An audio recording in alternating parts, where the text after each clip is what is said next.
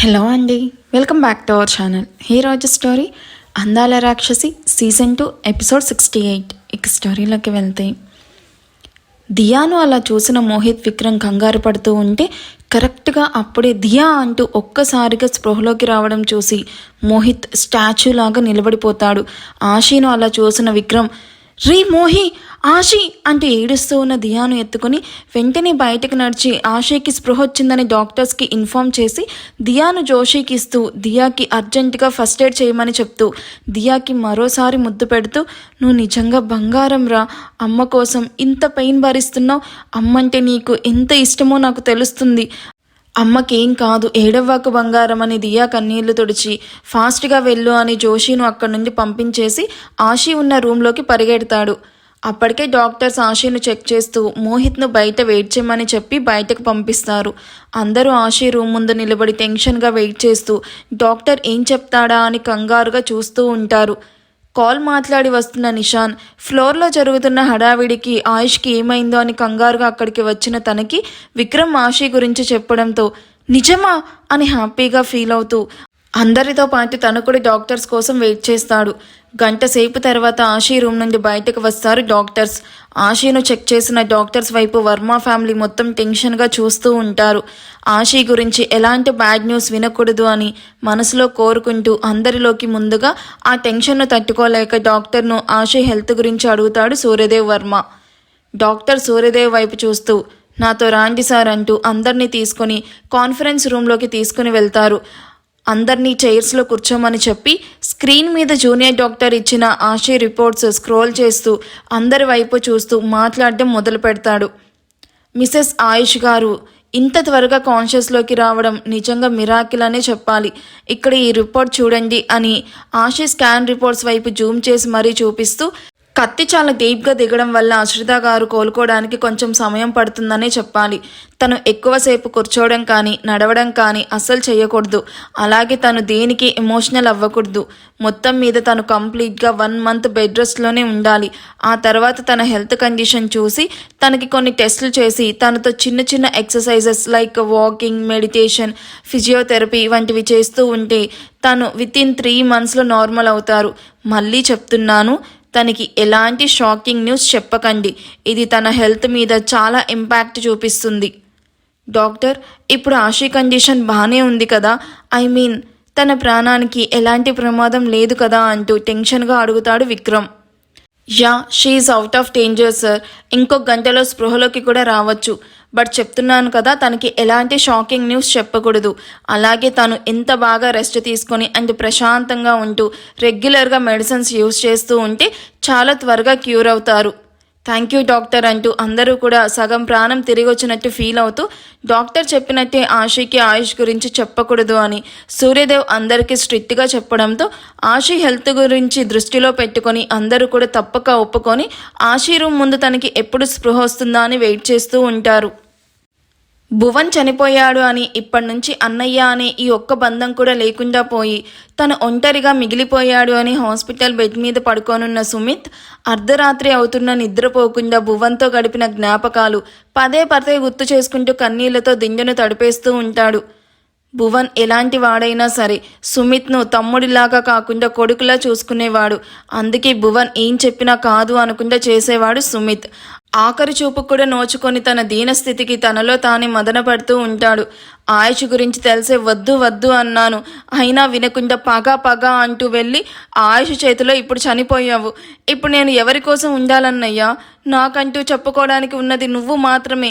ఇప్పుడు నువ్వు కూడా వెళ్ళిపోయాక నేను మాత్రం ఉండి ఏం సాధించాలి అని భువన్ ఫోటోని చూసి కన్నీళ్లు పెట్టుకుంటూ ఉంటాడు సుమిత్. అందుకేరా నిన్ను కూడా నీ అన్న దగ్గరకే పంపించడానికే వచ్చాను. వెళ్ళి మీ అన్నకి హాయ్ చెప్పు అని రూమ్లోకి వచ్చి డోర్ లాక్ చేస్తూ తన వైపు పాయింట్ బ్లాంక్లో గన్ పెట్టి నిల్చుకున్న వ్యక్తిని చూసి సుమిత్ భయంతో బిగుసుకుపోయాడు. తన కనుగుడ్లను అటూ ఇటూ తిప్పుతూ కష్టంగా కనురెప్పలు తెరిచి సీలింగ్ వైపు చూస్తూ మసకగా కనిపిస్తూ ఉన్న రూపానికి మళ్ళీ కళ్ళు తెరిచి నోటికి పెట్టిన ఆక్సిజన్ మాస్క్ను సెలైన్ పెట్టిన చేత్తో కష్టంగా తీసి ఆయుష్ గారు అంటూ కనిపించని ఆయుష్ కోసం చుట్టూ చూస్తూ ఉంటుంది ఆశి. మరి ఆయుష్ పరిస్థితి తెలిస్తే?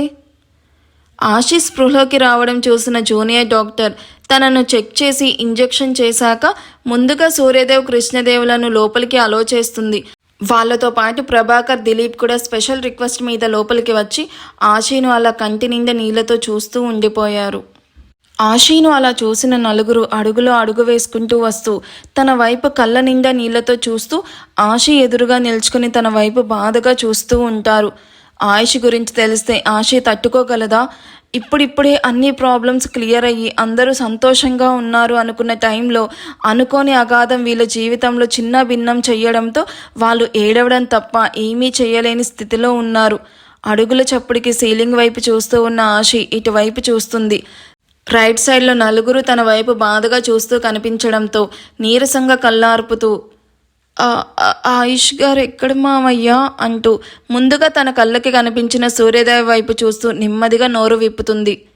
అశ్రిత ఎలా ఉంది తల్లి అని లాలానగా తన తల నిమురుతూ అడుగుతున్న సూర్యోదయ వైపు చూసి మామయ్య ఆయన ఎక్కడ?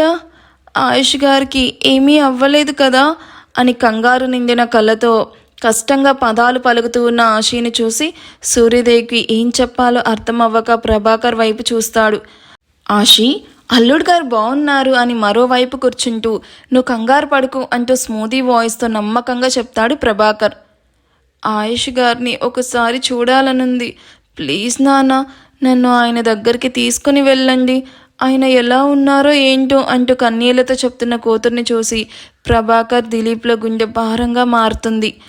ఆశి ఏంట్రా ఇది చూడు అని ఆశి కన్నీళ్లు తుడుస్తూ ఆయుష్ చాలా స్ట్రాంగ్, ఇది నీకు ప్రత్యేకంగా చెప్పాల్సిన పని లేదు కదా, ఇటువంటి వాళ్ళు 1000 మంది వచ్చినా ఆయుష్ను ఏమీ చేయలేరు, తను చాలా బాగున్నాడు, ఇన్ఫ్యాక్ట్ మా అందరితో మాట్లాడాడు కూడా. ఇలా చెప్తున్నప్పుడు కృష్ణదేవ్ గొంతు వణుకుతూ ఉంటుంది.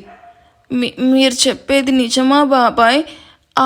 ఆయుష్ గారు నిజంగా బాగున్నారా?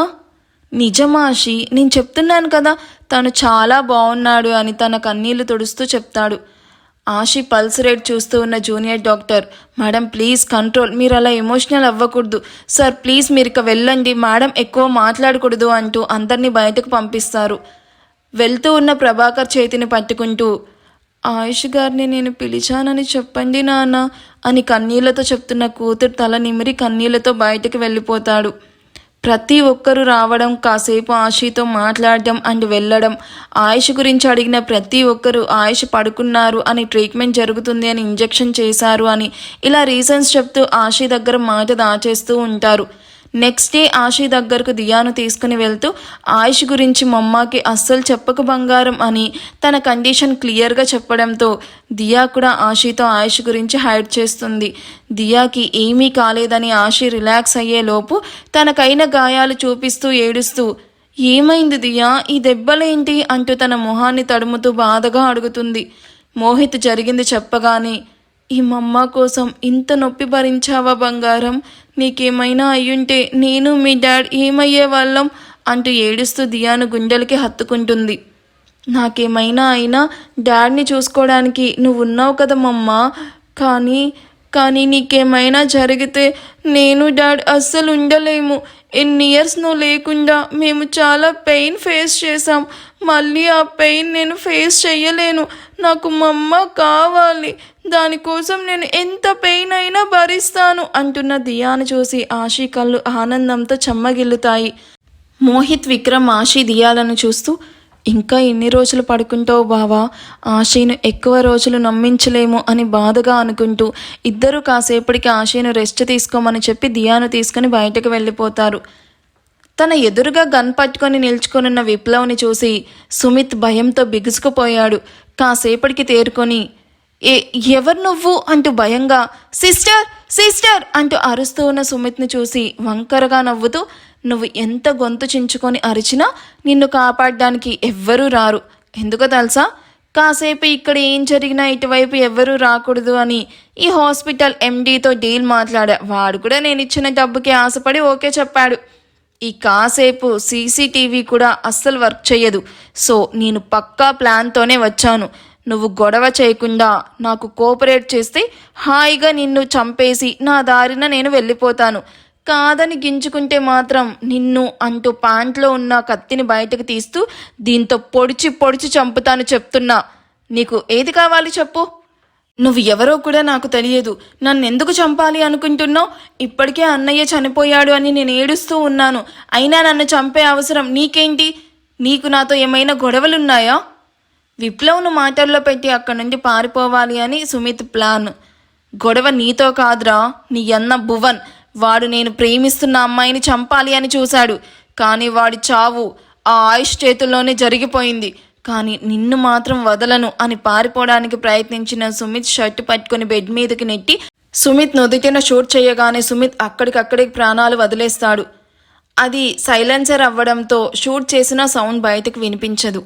సుమిత్ చనిపోయాడు అని కన్ఫర్మ్ చేసుకున్న తర్వాత విప్లవ్ సుమిత్ను చూసి క్రూరంగా నవ్వుతూ అక్కడి నుండి వెళ్ళిపోతాడు. నెక్స్ట్ డే మార్నింగ్ సుమిత్ను కలవడానికి తనున్న హాస్పిటల్ అడ్రస్ తెలుసుకొని వచ్చిన విక్రమ్ మోహిత్లకు బెడ్ మీద శవంగా పడున్న సుమిత్ని చూసి ఇద్దరు షాక్గా ఒకరి మొహాలు ఒకరు చూసుకుంటూ చుట్టూ చేరిన హాస్పిటల్ స్టాఫ్ను ఏం జరిగింది అని అడుగుతారు. నైట్ ఎవరో వచ్చి పాప మీ అబ్బాయిని చంపేసినట్టున్నారు సార్ అని పక్క నుండి చెప్తాడు వార్డ్ బాయ్. వాట్? చంపేసినట్టున్నారా? అంటే చంపింది ఎవరో కూడా మీకు తెలియదా? ఇంత ఇర్రెస్పాన్సిబుల్ ఏంటి మీరు? నైట్ డ్యూటీలో ఎవరున్నారు ఇక్కడ అంటూ కోపంగా అడుగుతాడు విక్రమ్. అది నేనే సార్. నైట్ ఈ సార్ పడుకునే ముందు నేను మెడిసిన్స్ కూడా ఇచ్చాను.